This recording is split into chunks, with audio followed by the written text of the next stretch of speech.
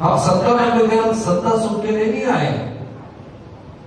अगर राहुल जी ने सत्ता सुख प्राप्त करना होता, डॉक्टर मनमोहन सिंह जी के बाद कई बार ऑफर थी। अब सत्ता में सत्ता सुख में नहीं आया, व्यवस्था परिवर्तन करने आए हैं। उस व्यवस्था को जहां झूठ से राजनीतिक रोटियां सेकने की कोशिश की जा रही है।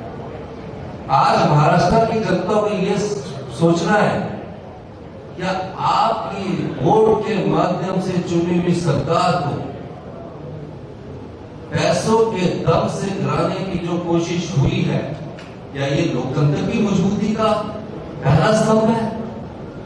लोग भूल जाते हैं कि 2 साल पहले जिसको आपने 5 साल चुनने का मौका दिया, उसको 2.5 साल में गिराने की कोशिश की गई।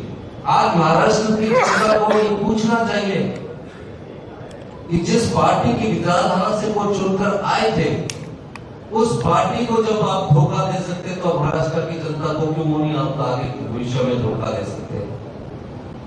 समय और परिस्थितियां बड़ी महान होती है। इसलिए मैं कहना चाहता हूं, हम हाइड्रोसल्फरस है, हम 300 के 500 यूनिट भी देते हैं। आप मेरे 2 साल मेरी सरकार को होने जा रहे हैं, कांग्रेस पार्टी की सरकार, नॉर्थ इंडिया में हमारी सरकार है। हम उस ऑपरेशन लोटस से भी बचे और हमने उस चुनौती का युद्ध की तरह सामना किया और जनता की अदालत में अपनी गारंटियों को भी रखा और लोकतंत्र की मजबूती के लिए अपनी बात को भी रखा। हम दोबारा से 40 चुनकर आए। हिमाचल प्रदेश हिंदुस्तान का पहला ऐसा राज्य बना जहां स्पीकर के द्वारा डिस्क्वालिफिकेशन होने के बावजूद अगर वो चुनाव जीत भी जाता है और जब वो पेंशन का हकदार कभी भी लाइफ लॉन्ग नहीं रहेगा। क्यों? हम सत्ता में परमानेंट नहीं है, लेकिन उस लोकतंत्र की मजबूती के लिए कि जो लोकतंत्र को कमजोर करने की कोशिश करता है, लोकतंत्र जनता की आवाज है।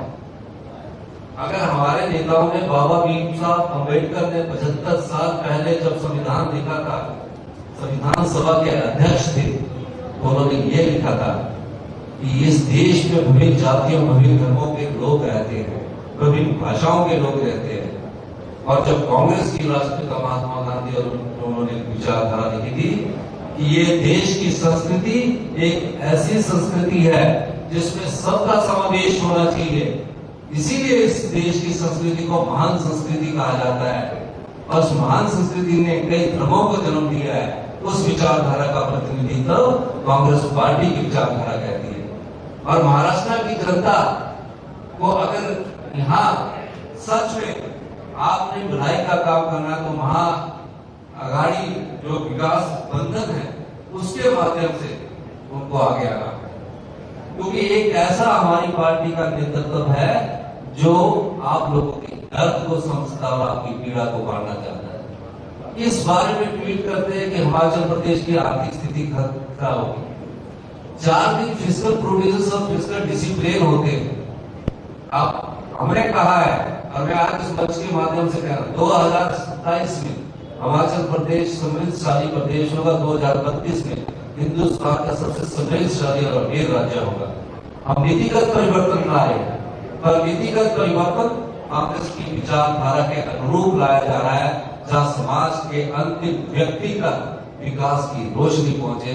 हमारी सरकार इस प्रकार से कार्य करेगी। आज महाराष्ट्र में इस बात की चर्चा होनी चाहिए कि आपकी सरकार को, आपके वोट को खरीदने की कोशिश की गई है और उस खरीदने की कोशिश में उन्होंने सरकार करा दी। आज गरीब की सोच को अगर कोई विचारधारा परिभाषित करती है, किसान की सोच को कोई विचारधारा परिभाषित करती है, महिलाओं के सम्मान को कोई विचारधारा परिभाषित करती है, युवाओं को रोजगार देने की कोई विचारधारा परिभाषित करती है, वो कांग्रेस पार्टी की एकमात्र विचारधारा है। सभी धर्मों को सम्मान देने की कोई विचारधारा परिभाषित होती है, वो कांग्रेस पार्टी के सभी जातियों की। इस देश की एकता और अखंडता के लिए आज हमें ये सोचना है कि महाराष्ट्र में महाराष्ट्र के मुद्दों पर चुनाव हो। जो हमने सच किया है उसका व्याख्यान ये नहीं कर सकते, हम कर सकते हैं। आप कोई भी सवाल हमारे संबंधित राज्यों से पूछ सकते हैं। यही मैं आपको तुरंत कहना चाहता हूँ। धन्यवाद।